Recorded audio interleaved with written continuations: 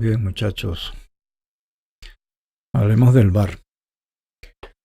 Y en la analogía que nosotros hemos hecho por ahí en el material del curso, ustedes tienen el tema del fútbol.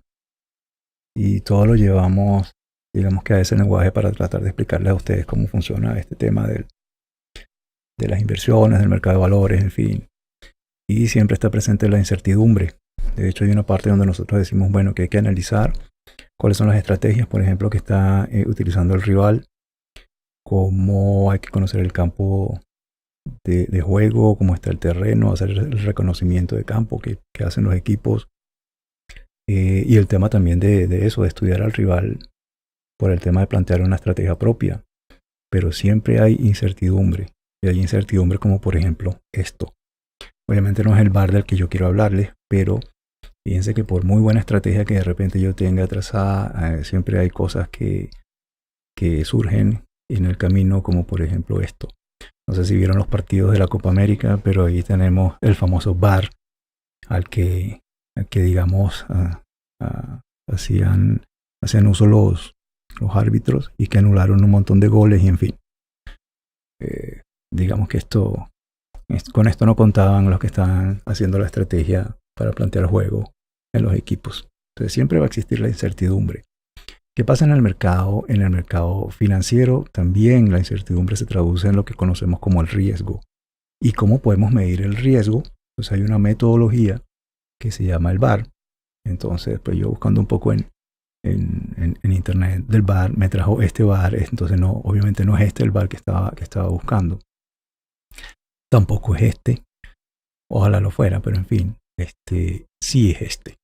Entonces la gente del BBVA aquí, por ejemplo, nos habla de que es el valor en riesgo o VAR. Se llama así, Value at Risk. Esto, si mal no recuerdo, lo desarrolló la gente de JP Morgan en Estados Unidos. Y como dice aquí, es un método para cuantificar la exposición al riesgo de mercado utilizando técnicas estadísticas tradicionales. Este indicador se encuentra muy desarrollado en el mundo financiero de los mercados de capitales. Es algo que utilizan todas las bancas o todos los bancos para medir cuál es el riesgo al cual están expuestos. Y, por ejemplo, aquí tendremos otro, la gente de Economipedia, que dice que el valor de riesgo es conocido comúnmente como Value at Risk. Es una técnica estadística para medir el riesgo financiero de una inversión. Indica la probabilidad, normalmente 1 o 5%, de sufrir una determinada pérdida durante un periodo de tiempo, normalmente un día, una semana o un mes. Esto de 1% o 5% también se puede ver como el 99% o el 95% de confianza, utilizando obviamente intervalos de confianza, eso es estadística. Dicho otro modo, el VAR establece la pérdida máxima que puede experimentar una inversión dentro de un horizonte temporal, dado un nivel de confianza, normalmente 95% o 99% como les mencionaba. Por ejemplo, la pérdida máxima será durante un mes con un 95% de probabilidad igual o menor que 5 millones de euros. Entonces estamos determinando un monto de riesgo o un monto que estaría en riesgo, obviamente calculado en base al monto total del portafolio que nosotros estemos manejando en determinado tiempo. Entonces, ¿cómo se realiza ese cálculo? Y es lo que yo quiero compartir con ustedes. Recuerden nuestro ejercicio que veníamos desarrollando, donde calculamos el índice de desempeño o ratio Sharpe y calculamos el portafolio utilizando la mínima varianza, minimizando la varianza, o lo último que hicimos fue maximizar el desempeño o el ratio Sharpe. Entonces, una vez que nosotros tenemos definido, y en ese caso nuestro portafolio sería un porcentaje de 47% de acciones de McDonald's y 53% de acciones de Apple, nosotros podemos ahora determinar qué porcentaje o qué valor está en riesgo de ese portafolio. Entonces, ¿cómo se calcula el VAR? Entonces lo vamos a ver por acá arriba. Yo les voy a compartir también un video. De hecho, les voy a compartir este Excel. Ustedes pueden hacer link aquí, van a ir a un video donde les da un poquito más de lo que es la noción teórica de lo que es el valor en riesgo. Y cómo los intervalos de confianza se utilizan para su cálculo. Aquí me voy a enfocar en el trabajo en Excel y cómo hacemos para nosotros hacer ese cálculo. Entonces nos basamos en la fórmula del VAR. El VAR se calcula por esto que les comparto acá, donde F es el nivel de confianza. Podemos utilizar un nivel de confianza del 95% o 99%. 95% será como lo muestra esta gráfica acá aquí arriba. El 5% es desde aquí hasta acá, toda esta parte de la gráfica. Y 99% obviamente será de esta gráfica. Lo podemos ver al contrario, es decir, lo que está de este lado, que son las pérdidas, porque son los valores negativos que se generarían en el 1% o en el 5% de estos casos.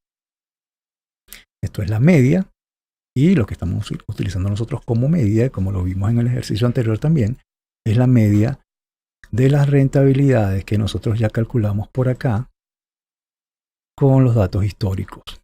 Recuerden que nosotros vaciamos todo lo que es la data histórica de Apple y McDonald's, y en base a eso hicimos el cálculo de una rentabilidad diaria, una rentabilidad anualizada, y utilizamos la rentabilidad anualizada para hacer el desarrollo del portafolio de mínima varianza. En este caso me voy a basar en las rentabilidades diarias para hacer el cálculo del valor en riesgo de un día. Entonces vamos a basarnos en esto que tenemos aquí. Y uno de los primeros pasos, pero vamos a ver, vamos a seguir viendo la fórmula. Entonces F nivel de confianza, ese monto del portafolio. ¿Cuál es el monto total de nuestro portafolio? En nuestro caso nosotros no tenemos un monto total, así que si omitimos este valor, a la final esto nos va a resultar en un porcentaje que se lo podemos aplicar a cualquier monto. Es decir, vamos a calcular a través del VAR un porcentaje que nos va a dar un 2 o un 3%, entonces ya sabemos que el 2 o el 3% del monto total de nuestro portafolio será lo que está en riesgo.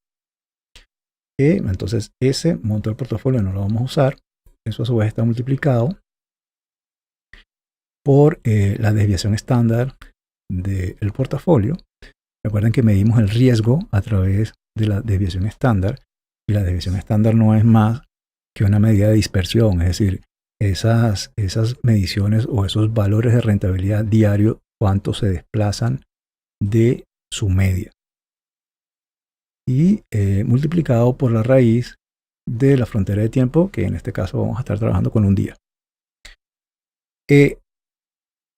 ¿Cómo calculamos la varianza o la desviación estándar? En este caso eso va a ser igual a la raíz cuadrada del vector de pesos de las posiciones. El vector de pesos de las posiciones es este. Para nuestro caso es 47% de McDonald's y 57% de Apple. Obviamente esto puede ser mucho más largo si estamos hablando de un portafolio con más acciones o más componentes. Y eso multiplicado por la matriz de varianzas y covarianzas, que es esta que está acá, y ya les voy a decir cómo la calculamos. Y luego multiplicado por el mismo vector de pesos de las posiciones, es decir, este mismo, pero transpuesto. Transpuesto quiere decir que en vez de ser así en filas, lo cambiamos a columna. Entonces, en primer lugar, pues necesitamos esta matriz de varianzas y covarianzas. ¿De dónde podemos nosotros sacar esa matriz? Eso lo hace el Excel. Nosotros sencillamente nos podemos ir no tengo habilitado, hay que habilitar en las opciones del Excel, en complementos de Excel y herramientas para análisis. Voy a activar el solver de una vez y herramientas de análisis. Voy a activar todo esto de una vez, pero las herramientas para análisis es la que necesitamos en este momento. Al activarlos allí, me aparece aquí análisis de datos. Entonces yo puedo poner acá análisis de datos y yo quiero covarianza. Aceptar. Me va a pedir cuál es el rango de entrada para hacer el cálculo de la covarianza. Entonces yo le voy a dar el dato y obviamente va a ser toda la columna de las rentabilidades diarias que nosotros calculamos. Entonces esa va a ser la data que lo vas a utilizar para hacer la matriz de varianzas y covarianzas. Y le voy a decir que los rótulos están en la primera fila. La primera fila son los títulos. Y le doy a aceptar.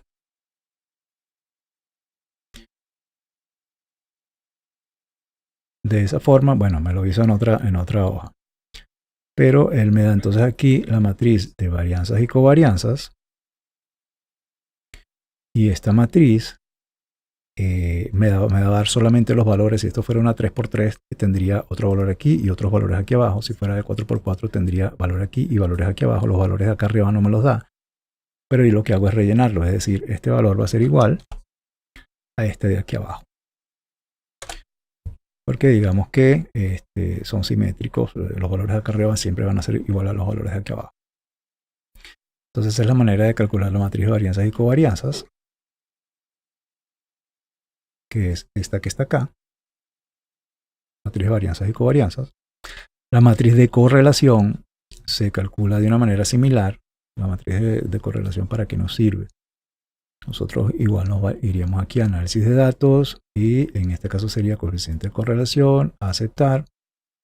Rango de entrada, le damos el mismo rango, es decir, las rentabilidades diarias.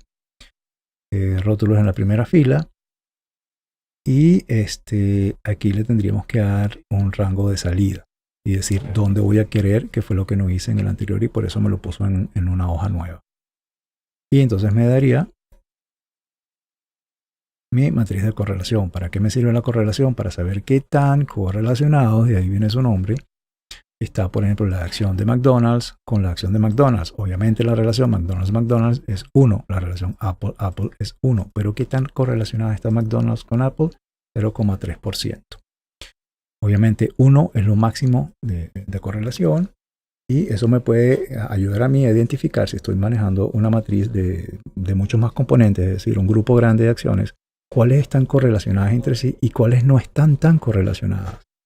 Entonces aquellas que no están tan correlacionadas son las que a mí me interesan mantener en el portafolio, porque pues si quiero reducir el riesgo, pues cuando una sube a lo mejor la otra no sube tanto, o cuando una se me cae la otra no se cae tanto, y ahí puedo utilizar ese efecto para minimizar el tema del riesgo. Entonces la matriz de correlación en principio la utilizaría para eso, para determinar cuáles pudieran ser los componentes de mi portafolio si estoy analizando varias acciones. Luego llego a mi matriz de varianzas y covarianzas, que es la que sí voy a utilizar para el cálculo del VAR. Y de hecho esa es la posición en que estamos nosotros ahora, y ya una vez que tenemos determinado cuáles son nuestras acciones, incluso ya definimos cuál es el peso que le vamos a dar a cada una de la acción en el portafolio. Entonces tenemos varianzas y covarianzas, y entonces haríamos el cálculo. Nivel de confianza 95 o 99%. Vamos acá.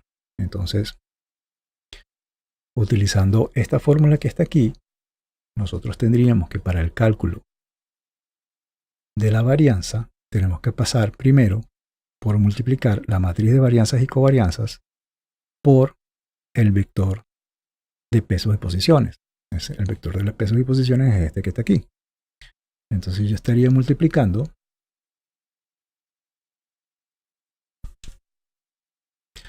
el vector de pesos de las posiciones por la matriz de covarianzas.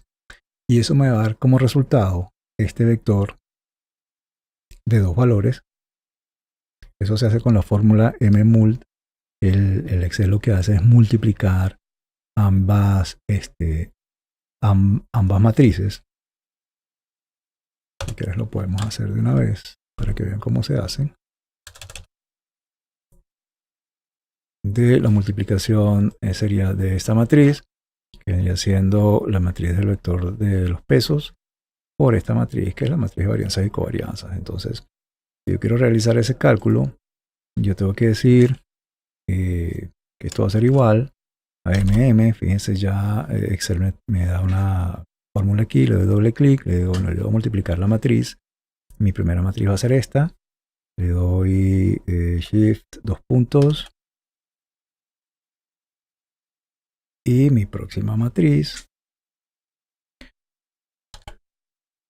es esta de acá arriba.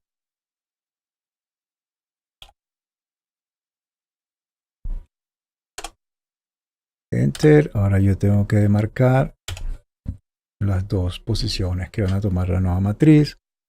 Le doy F2 para que me traiga la fórmula. Le doy control mayúscula Enter. Y entonces ahí es que él me hace el cálculo de la matriz resultante.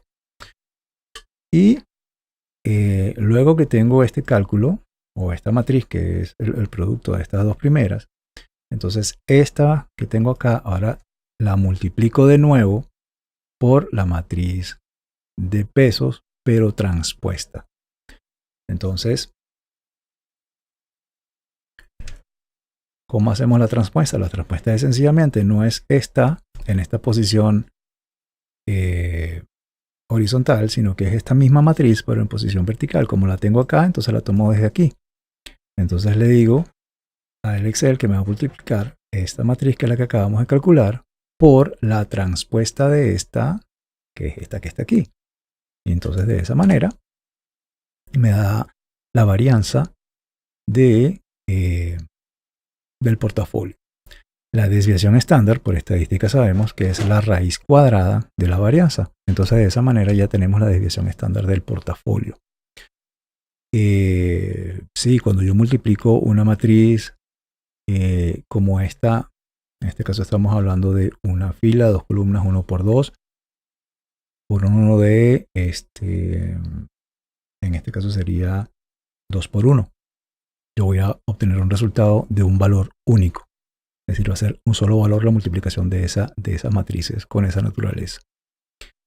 Y yo pudiese hacer todo este cálculo que hice aquí directo, que fue lo que les pongo como ejemplo aquí al lado. Es decir, yo puedo tomar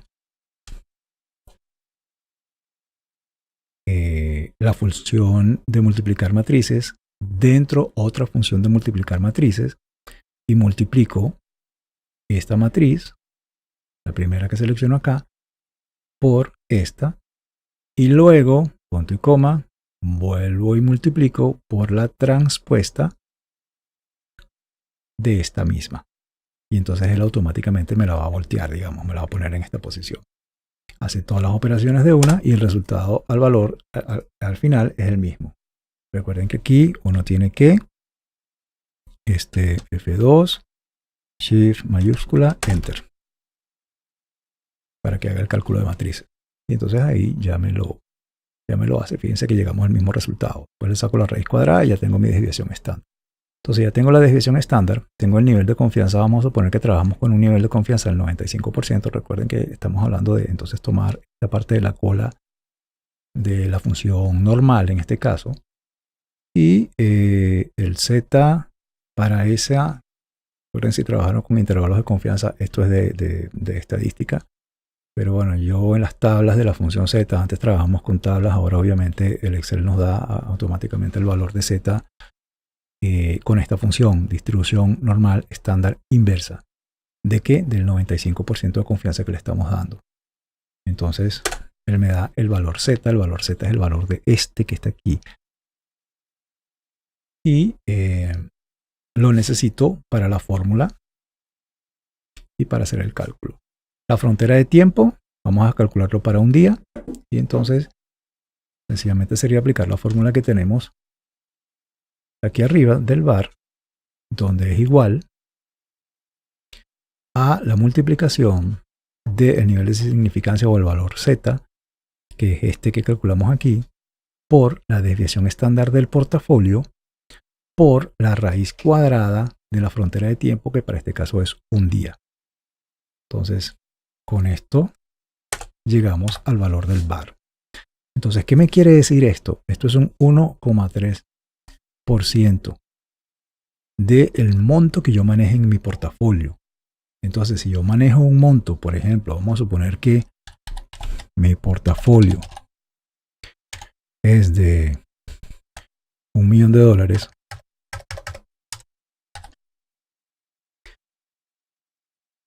yo voy a tener entonces que si yo multiplico ese $1.000.000 por ese bar que acabo de calcular, yo tendría una posición que para un día puedo llegar a perder, que serían de 13.350. Sería la pérdida que yo puedo llegar a obtener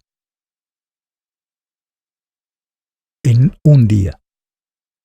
¿Sí? Entonces yo puedo, claro, hacer ese cálculo quizás para, si yo la frontera de tiempo, te lo cambio de 1 para 10 días.